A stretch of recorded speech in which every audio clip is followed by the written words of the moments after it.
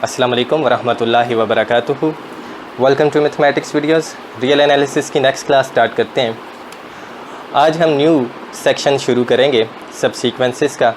इंतहाई important section है। अगर आप ये सेक्शन स्किप कर देते हैं तो आपको आगे वाले किसी भी सेक्शन की समझ नहीं आएगी, यानी कि इन शॉर्ट आपको कोर्स ही सही तरह से समझ नहीं आएगा। ठीक है, तो ये सेक्शन इंतहाई इम्पोर्टेंट है, किसी सूरत में आप स्किप नहीं कर सकते। और इस सेक्शन को अच्छी तरह से समझने के लिए आपको ये फर्स्ट लेक्चर इस सेक्शन का सही तरह से समझना होगा। ठीक है, तो ये लेक्चर बहुत ज़्यादा इम्पोर्टेंट है। इस लेक्चर में हम सब सीक्वेंसेस को डिफ़ाइन करेंगे, इनकी चंद एक एग्जांपल्स करेंगे और फिर एक important theorem state and proof करेंगे। तो केयरफुली आपने इस लेक्चर को समझने की कोशिश करना है। स्टार्ट करते हैं आज की डिस्कशन। सपोज़ करें कि हमारे पास एक सीक्वेंस ऑफ रियल नंबर्स है, सीक्वेंस xn। अब आप ये भी सपोज़ करें कि हमारे पास एक और सीक्वेंस है जिसकी टर्म्स क्या हैं, n1, n2, n3, n4 up to so on to nk and so on। इस सीक्वेंस को आप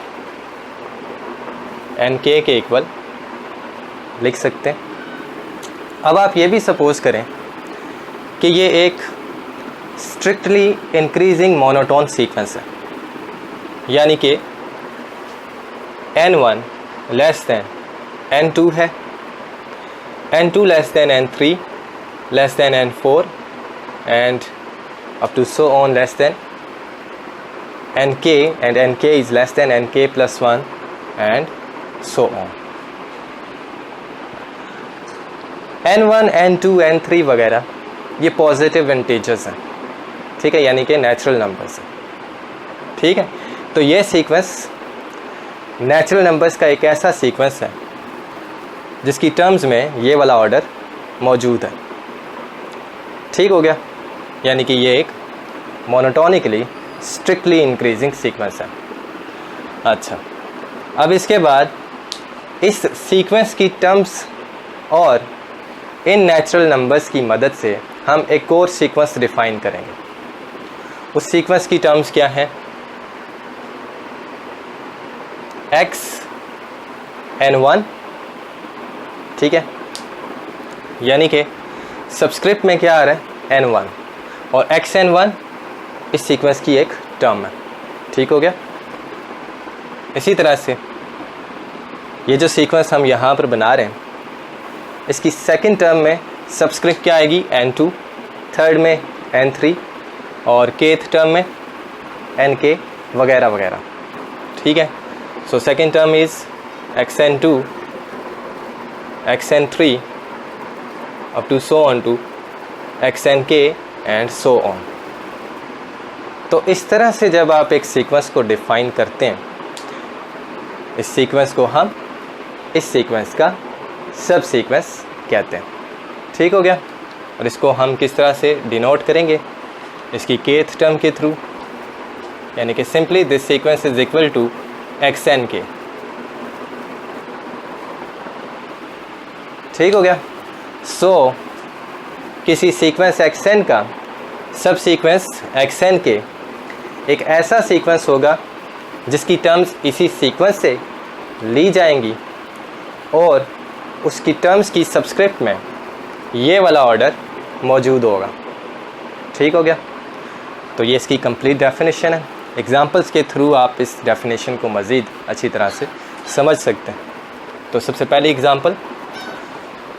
पहली एग्ज़ाम्पल में आप सपोज़ करें कि सीक्वेंस xn किसके इक्वल है,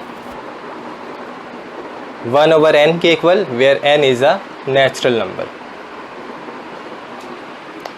यानी कि इस सीक्वेंस की टर्म्स क्या क्या हैं, 1, 1/2, 1/3, 1/4 up to so on to 1/n, 1/n plus 1 so on. ठीक है, अब आप एक और सीक्वेंस कंसीडर करें जिसकी टर्म्स हम यहाँ से लेंगे। उस सीक्वेंस को आप एक्स एन के बार से डिनोट कर लें। सपोज़ करें कि इसकी टर्म्स क्या क्या हैं, 1, 1/3, 1/5 up to so on to 1/, denominator में ऑड नंबर्स आ रहे हैं तो इसलिए इसकी जो केथ टर्म है वो क्या बनेगी, 1/2k - 1, +1 नहीं लिखना आपने, ठीक है। अगर +1 आप यहाँ पर रखते हैं तो फिर इस सीक्वेंस को 1/3 से स्टार्ट करना पड़ेगा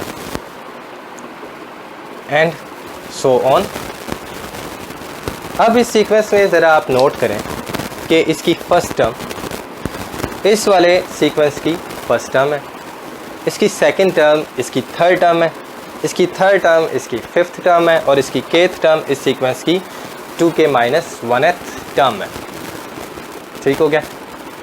तो यहाँ पर n1 किसके इक्वल आ रहा है, n1 यानी कि इस सीक्वेंस की फ़र्स्ट टर्म, इस सीक्वेंस की चूँकि फ़र्स्ट टर्म है तो इसलिए यहाँ पर n1 1 के इक्वल है। इसी तरह से n2 सीक्वेंस की सेकंड टर्म इस वाले सीक्वेंस की थर्ड टर्म के इक्वल है तो इसलिए यहाँ पर n2 3 के इक्वल है। इसी तरह से इस सीक्वेंस की थर्ड टर्म इसकी फिफ्थ टर्म के इक्वल है तो इसलिए यहाँ पर n3 किसके इक्वल है, 5 के इक्वल है and up to so on to nk किसके इक्वल है, 2k - 1 के इक्वल है and up to so on. Note करें कि ये 1 < 3 है, 3 < 5 है, ठीक है and up to so on to 5 is < 2k - 1 है फॉर ऑल k ग्रेटर 3। ठीक हो गया। अच्छा एंड सो ऑन। यहाँ पर आप देख सकते हैं कि ये वाला रिलेशन होल्ड कर रहा है।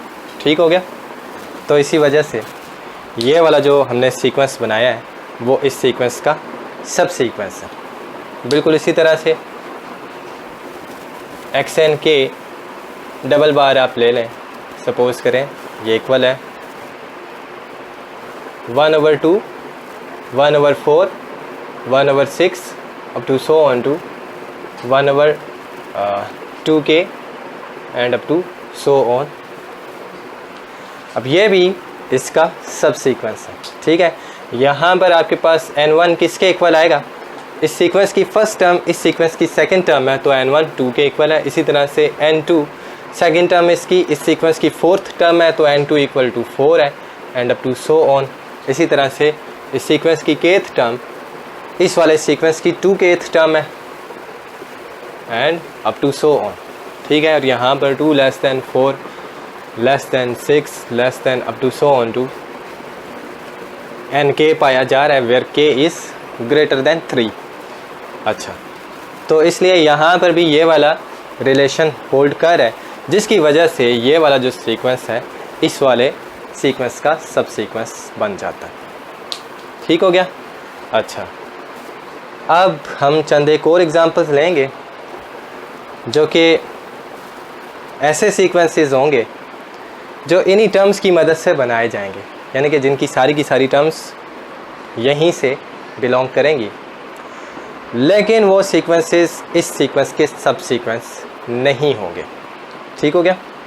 मिसाल के तौर पे आप xn के ट्रिपल बार ले लें या चिल्डा लगा लें यहाँ पर, और इसकी फ़र्स्ट टर्म आप ले लें इस सीक्वेंस की फ़र्स्ट टर्म। ठीक है। और फिर सेकंड टर्म इसकी ले लें आप 1/3, फिर 1/5 और फिर दोबारा 1, फिर 1/5 से आगे 1/6, 1/7 अप टू सो ऑन। अब ये वाला सीक्वेंस इसकी टर्म्स डेफिनेटली सारी की सारी यहीं से बिलोंग कर रही हैं, लेकिन ये इसका सब सीक्वेंस नहीं है। उसकी क्या रीज़न है कि n1 तो चले यहाँ पर 1 के इक्वल आ रहा है, n2 3 के इक्वल आ रहा है, n3 जो है वो किसके इक्वल आ रहा है, 5 के इक्वल आ रहा है। ठीक है। इस सीक्वेंस की फोर्थ टर्म इस सीक्वेंस की फर्स्ट टर्म है तो यहाँ पर n4 जो है वो 1 के इक्वल आ रहा है। यहाँ पर आप देख सकते हैं, चलें n1 जो है वो लेस दैन n2 आ रहा है, ठीक है, और n2 जो है वो लेस दैन n3 आ रहा है। लेकिन चूँकि n3 5 और n4 1 है, तो फिर n3 जो है वो ग्रेटर दैन n4 आ गया, यानी कि n3 लेस दैन n4 नहीं आया, यानी कि हमारे पास ये वाला रिलेशन होल्ड नहीं कर रहा, जिसकी वजह से ये वाला सीक्वेंस इस वाले सीक्वेंस का सब sequence. So next sequence suppose करें कि xnk स्टार है, इसकी फर्स्ट टर्म सपोज करें कि इस सीक्वेंस की फर्स्ट टर्म है, इसकी सेकंड टर्म इस सीक्वेंस की सेकंड टर्म है, थर्ड टर्म इस सीक्वेंस की थर्ड टर्म है, up to so on to इसकी केथ टर्म इस सीक्वेंस की केथ टर्म है, and up to so on, ठीक है। यानी कि इन दोनों सीक्वेंसेस की करस्पॉन्डिंग टर्म्स इक्वल हैं थ्रू आउट। इसका ये मतलब हुआ कि ये दोनों सीक्वेंसेस इक्वल हैं, ठीक हो गया। यानी कि the sequence xn is equal to the sequence xnk star. अच्छा, अब चूँकि इसकी फ़र्स्ट टर्म है, तो उसका मतलब हुआ कि यहाँ पर n1 1 के इक्वल है, इसी तरह से इसकी सेकंड टर्म के इक्वल है, तो n2 2 के इक्वल है, इसी तरह से n3 3 के इक्वल है, and up to so on. यहाँ से साफ नज़र आ रहा है कि n1 लेस दैन n2 है और n2 लेस दैन n3 है, and up to so on. यानी कि यहाँ पर ये वाला रिलेशन सेटिस्फाई हो रहा है, ठीक है। तो उसका क्या मतलब हुआ कि ये वाला जो सीक्वेंस है वो इस सीक्वेंस का एक सब सीक्वेंस है, ठीक है। सो xnk स्टार इज़ अ सब सीक्वेंस ऑफ xn, और चूँकि ये किसके इक्वल है, xn के इक्वल है, तो हम इसको सिर्फ xn भी कह सकते हैं। सो xn is the sub sequence of xn, ठीक हो गया। तो इसका मतलब हुआ कि कोई भी सीक्वेंस अपना ही एक सब सीक्वेंस होता है, ठीक हो गया। ये एक इंतहाई इम्पॉर्टेंट पॉइंट है, इसको हमने नेक्स्ट थ्योरम में यूज़ करना है, तो इसको आप नोट कर लीजिएगा। अब चंद एक और इम्पॉर्टेंट बातें हम यहाँ से नोट करेंगे। इस सीक्वेंस xn के बार के लिए नोट करें कि n1 1 के इक्वल है, n2 3 के इक्वल है, n3 5 के इक्वल है, वगैरह वगैरह। इसी तरह से हमने जो सीक्वेंस xn के डबल बार कंसीडर किया था, इसके लिए n1 2 के इक्वल था, n2 4 के इक्वल, n3 6 के इक्वल था, वगैरह वगैरह, ठीक है। और इसी तरह से अभी जो हमने सीक्वेंस xn के स्टार कंसीडर किया था, उसके लिए n1 1 के इक्वल है, n2 2 के इक्वल है, n3 3 के इक्वल है, वगैरह वगैरह। अब इन तीन चीज़ों में से आप n1 के ऊपर एक कंडीशन फाइंड आउट कर सकते हैं, वो ये है कि n1 1 के इक्वल हो सकता है, जैसा कि इस सीक्वेंस और इस सीक्वेंस के लिए। लेकिन इस सीक्वेंस में n1 2 के इक्वल है, जो कि 1 से बड़ा है, ठीक है। तो यहाँ से हम कह सकते हैं कि n1 या तो 1 के बराबर होगा या 1 से ग्रेटर होगा। बिल्कुल इसी तरह यहाँ पर n2 2 के इक्वल है, लेकिन यहाँ पर n2 4 के इक्वल है और यहाँ पर n2 3 के इक्वल है। इस सीक्वेंस और इस सीक्वेंस के लिए n2 2 से बड़ा है, जबकि इस सीक्वेंस के लिए n2 2 के बराबर है। तो हमारे पास n2 ग्रेटर दैन और इक्वल टू 2 आ जाता है, ठीक हो गया। बिल्कुल इसी तरह से n3 ग्रेटर दैन और इक्वल टू 3 है, और इस रिज़ल्ट को हम आगे जनरलाइज भी कर सकते हैं। हम कह सकते हैं कि nk ग्रेटर दैन और इक्वल टू k होगा फॉर एनी नेचुरल नंबर या पॉजिटिव इंटीजर k, ठीक है। और इनका यूज़ करते हुए आप इसको प्रूफ भी कर सकते हैं, जिसके लिए आपको मैथमेटिकल इंडक्शन लगानी पड़ेगी, ठीक है। ध्यान से लगानी है। k इक्वल टू 1 के लिए तो ये स्टेटमेंट ट्रू है, n1 इज़ ग्रेटर दैन और इक्वल टू 1, ठीक है। तो ये चीज़ आ गई आपके पास। अब आप सपोज करेंगे कि किसी नेचुरल नंबर k के लिए ये वाली स्टेटमेंट ट्रू है, यानी कि nk इज़ ग्रेटर देन और equal to k for some k member of set of natural numbers. अब आप nk प्लस 1 के लिए ये प्रूफ करेंगे कि nk प्लस 1 ग्रेटर देन और इक्वल टू k प्लस 1 है। ठीक है, इसके लिए ज़रा आप नोट करें कि nk प्लस 1 ग्रेटर देन और इक्वल टू nk प्लस 1 होगा। ठीक है, मिसाल के तौर पर अगर आप ये वाला सीक्वेंस xnk स्टार लेते हैं तो फिर इसके लिए nk प्लस 1 क्या होगा, nk से आगे वाला पॉजिटिव इंटीजर या nk से आगे वाला नेचुरल नंबर। ठीक है, यानी कि nk प्लस 1 इस सीक्वेंस के केस में nk प्लस 1 के इक्वल आता है, nk प्लस 1 इसके इक्वल आता है। ठीक है, जबकि अगर हम ये वाले सीक्वेंसेस देखें, इनके लिए nk plus 1 greater than nk plus 1 होगा। ठीक हो गया। अच्छा, ये चीज़ समझ आ गई आपको, होपफुली इसकी अच्छी समझ आई है। अब आगे चूँकि आपने ये सपोज किया हुआ है कि nk ग्रेटर देन और इक्वल टू k है, so this quantity in turns is greater than और इक्वल टू k प्लस 1, और यही चीज़ आपने प्रूफ करनी थी कि nk प्लस 1 ग्रेटर देन और इक्वल टू k प्लस 1 होता है। ठीक है, ये जस्ट मैंने आप लोगों के इंटरेस्ट के लिए ये चीज़ प्रूफ कर दी है। ठीक है, हालांकि ये आप लोगों को ख़ुद प्रूफ करनी चाहिए।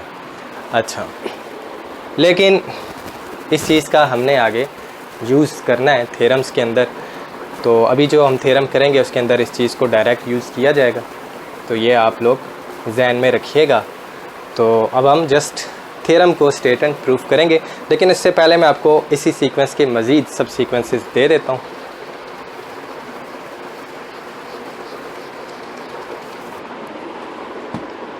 सबसे पहले आप एक सीक्वेंस कंसीडर करें जिसकी टर्म्स क्या हैं, 1 बाय 1 फैक्टोरियल, जो कि किसके इक्वल आएगा, 1 के इक्वल आएगा, इसके अंदर मौजूद है। इसी तरह 1 बाय 2 फैक्टोरियल, ठीक, ये किसके इक्वल आ रहा है, 1/2, इसी के अंदर मौजूद है। 1/3 factorial up to so on to 1/k factorial वगैरह, ये सारी टर्म्स यहाँ से ही ली गई हैं।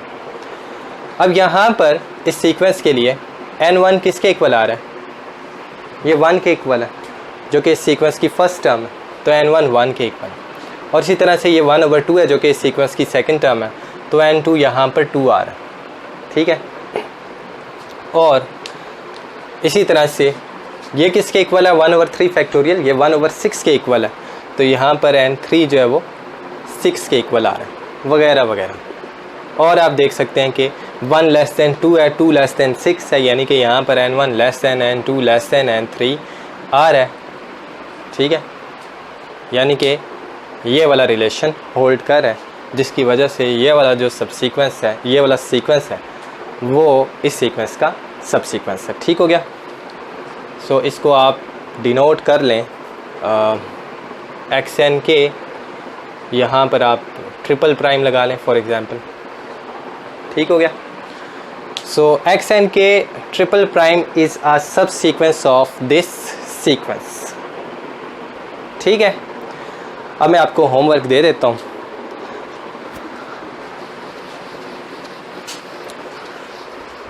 सीक्वेंस आप एक कंसीडर करें, सीक्वेंस xn, जो कि किसके इक्वल है, सपोज करें कि ये जस्ट n के इक्वल है, where n is a natural number. ठीक है, यानी कि इसकी terms 1 2 3 up to so on है। सही हो गया।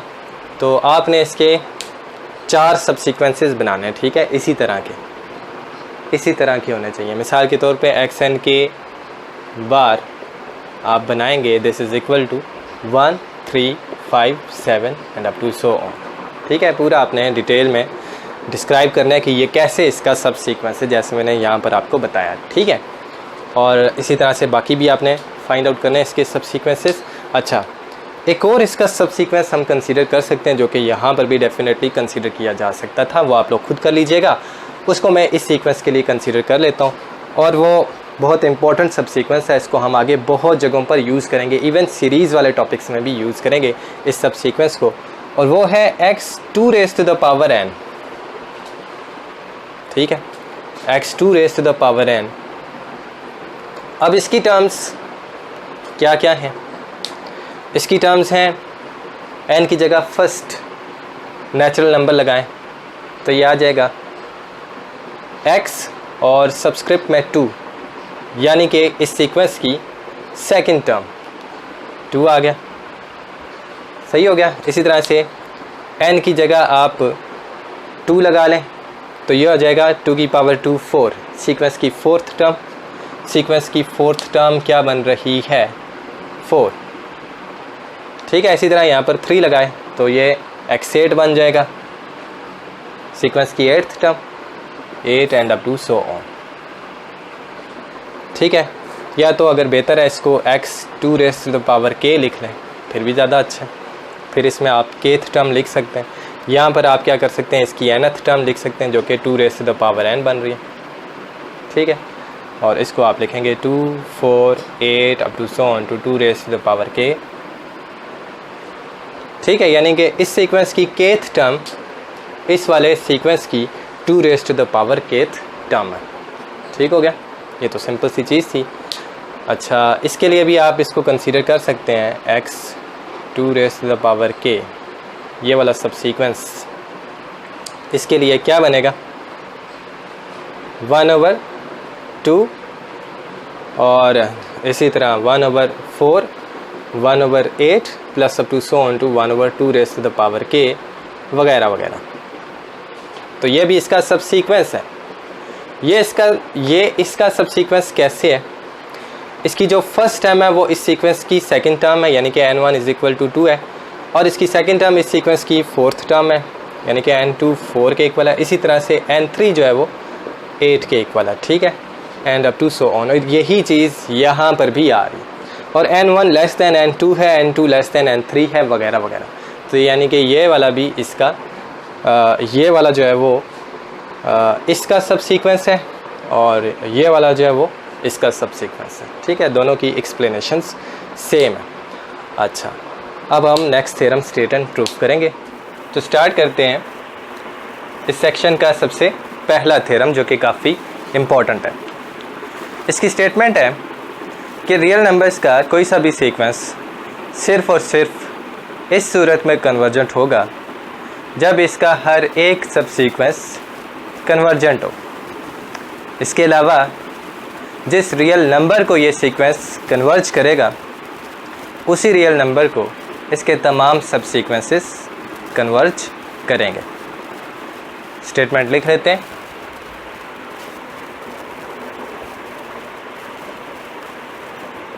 A sequence xn of real numbers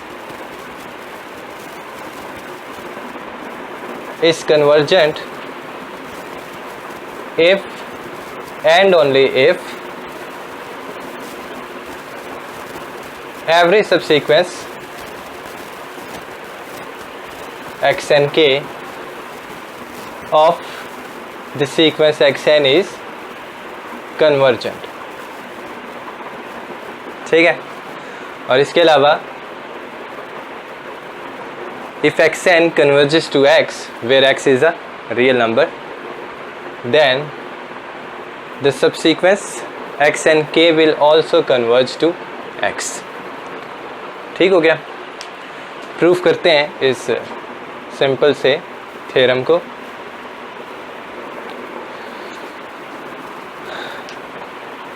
अब इसमें आपने दो इम्प्लीकेशंस प्रूफ करनी है। एक लेफ़्ट टू राइट इम्प्लीकेशन जिसके अंदर आप सपोज करेंगे कि ये सीक्वेंस xn कन्वर्जेंट है, और फिर इसको यूज़ करते हुए ये प्रूफ करेंगे कि इसका हर एक सब सीक्वेंस कन्वर्जेंट होगा।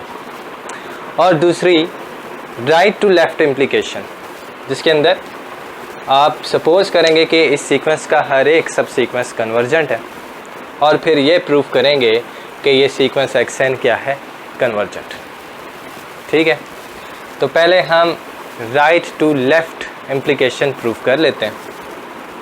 राइट टू लेफ़्ट इम्प्लीकेशन आप इस तरह से डिनोट किया करते हैं और लेफ़्ट टू राइट इम्प्लीकेशन इस तरह से, ठीक है। अच्छा, तो राइट टू लेफ़्ट इम्प्लीकेशन के लिए आप सपोज करेंगे कि इस सीक्वेंस का हर एक सब सीक्वेंस कन्वर्जेंट है, ठीक है। Suppose that every subsequence of the sequence xn is convergent। अभी हमने सीखा था कि हर एक सीक्वेंस अपना ही सब सीक्वेंस होता है। हम यहाँ पर सपोज कर रहे हैं कि इस सीक्वेंस का हर एक सब सीक्वेंस कन्वर्जेंट है, तो फिर इसका एक सब सीक्वेंस ये खुद भी है, तो सपोजिशन के मुताबिक ये सब सीक्वेंस कन्वर्जेंट है, ठीक है। सो xn इज कन्वर्जेंट, और चूंकि यही हमारा गिवन सीक्वेंस है तो हमारा गिवन सीक्वेंस कन्वर्ज करता है। यही चीज़ हमने इस इम्प्लीकेशन में प्रूफ करनी थी। अब नेक्स्ट इम्प्लीकेशन करेंगे।